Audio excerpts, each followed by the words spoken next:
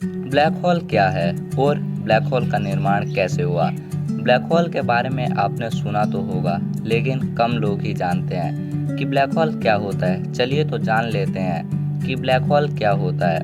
Video को शुरू करने से पहले वीडियो को लाइक करें, शेयर करें और चैनल को सब्सक्राइब करना ना भूलें। तो वीडियो को शुरू करते हैं। ब्लैक होल को हिंदी में कृष्ण विवर भी कहा जाता है। ब्लैक होल स्पेस में वह जगह है जहां भौतिक का कोई नियम काम नहीं आता, मतलब समय और स्थान का कोई मतलब नहीं है।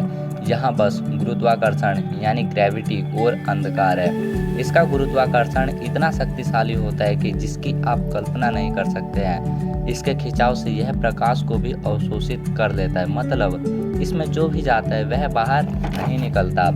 ब्लैक होल अंतरिक्ष में एक अत्यंत सघन स्थान है जिसके प्रभाव में आकर कोई भी वस्तु इससे बाहर नहीं निकल सकती। ब्लैक होल के इवेंट होरिज़ोन के भीतर जो कुछ भी आता है वह ब्लैक होल के अकल्पनीय रूप से प्रबल गुरुत्वाकर्षण के कारण उसकी ओर आकर्षित हो जाता है। किसी ब्लैक होल का इवेंट होरिज़ोन उसके चारों ओर की एक दहलीज है जिससे आगे प्रत्येक वस्तु ब्लैक होल के गुरुत्वाकर्षण बल द्वारा आकर्षित कर ली जाती है। ब्लैक होल में भौतिक का कोई भी नियम लागू नहीं होता।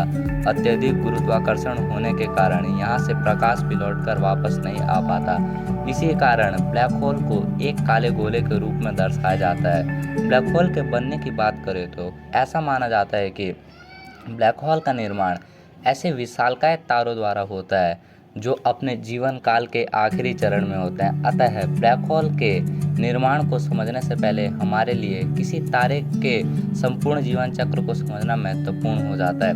किसी आकाशगंगा में न केवल खरबों तारे मौजूद है, बल्कि अत्यधिक मात्रा में गैस और धूल भी होती है जिसे नेब्यूला कहा जाता है। इस नेब्यूला में मौजूद गैसों में सर्वाधिक मात्रा में हाइड्रोजन और हीलियम के अणु होते हैं। आकाशगंगा में गैस और धूल के ये क्षेत्र तारों के बीच के स्थान में स्थित है।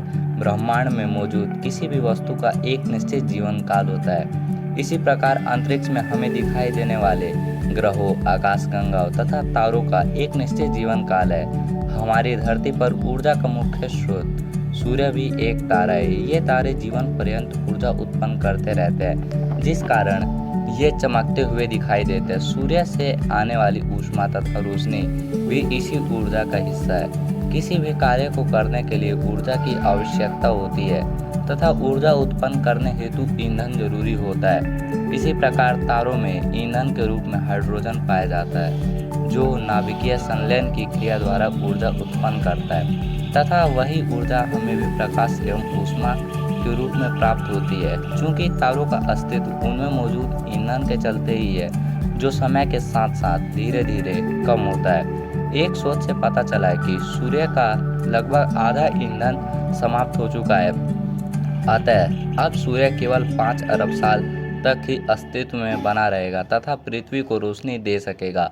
विशालकाय तारे जो सूर्य से 1.4 गुना बड़े होते हैं, छोटे तारों की तुलना में कम समय में मर जाते हैं। इसका मुख्य कारण उनका अत्यधिक द्रव्यमान है, जिसके कारण उनका गुरुत्वाकर्षण बल बहुत अधिक होता है तथा इसी बल को संतुलित करने के लिए तारों के कोर में बहुत तेजी से नाभिकीय संलयन की क्रिया होती है तथा ऐसे तारे बहुत कम समय में अपना समस्त ईंधन खो देते हैं। छोटे तारों के विपरीत जब इन तारों में हाइड्रोजन खत्म हो जाता है तो अत्यधिक गुरुत्वाकर्षण के कारण हीलियम नाभिकीय संतुलन होकर बड़े तत्वों का निर्माण करते हैं। यह प्रक्रिया चलती रहती है जब तक कि कोर में अंतिम तत्व के रूप में आयरन का निर्माण न हो जाए। लोहे के बाद इनमें और संलयन नहीं हो पाता। इस स्थिति में तारा अपने गुरुत्वाकर्षण के कारण सिकुड़ना शुरू हो जाता है तथा इसके कोर में मौजूद आयरन अत्यधिक गर्म हो जाता है। गुरुत्वाकर्षण बल इतना प्रबल होता है कि तारे के कोर में मौजूद आयरन के इलेक्ट्रॉन तथा प्रोटॉन मिलकर न्यूट्रॉन का निर्माण करते हैं। तारों के सिकुड़ने से कोर अरबों डिग्री तक गर्म हो जाता है और इसके परिणाम स्वरूप ब्रह्मांड में एक भयानक विस्फोट होता है, जिसे हम सुपरनोवा के नाम से जानते हैं। इसके बाद बचा हुआ कोर एक न्यूट्रॉन तारे का निर्माण करता है और यदि इसका आकार बड़ा है तो यह किसी ब्लैक होल में परिवर्तित हो जाता है।